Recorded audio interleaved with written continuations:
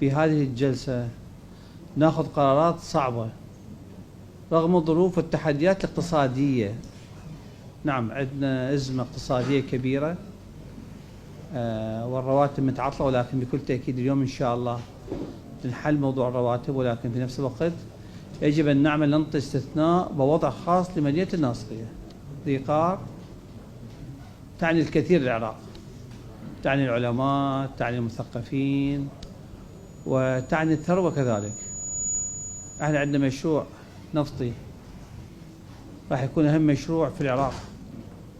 وقعنا مذكرة تفاهم أولية.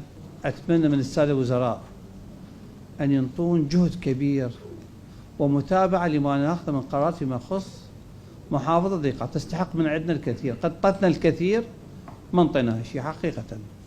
انطتنا شهداء، انطتنا علماء، انطتنا مثقفين، وانطتنا تاريخ نفتخر به. من غير معقول مقابل هذه التضحيات وهذه العطاء من هذه المحافظة يكون شوية يعني نبخس حقها ومن نعطيها حقها. حقيقة يعني مدينة تبكي، يعني توجع. ذولا هن بنتيجة واحنا مسؤولين عليها.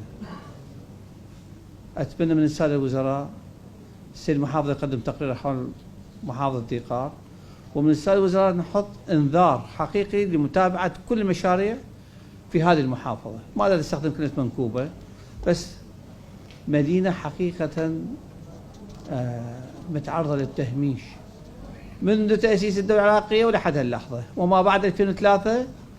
كل القادة السياسيين أغلبهم من هالمحافظة.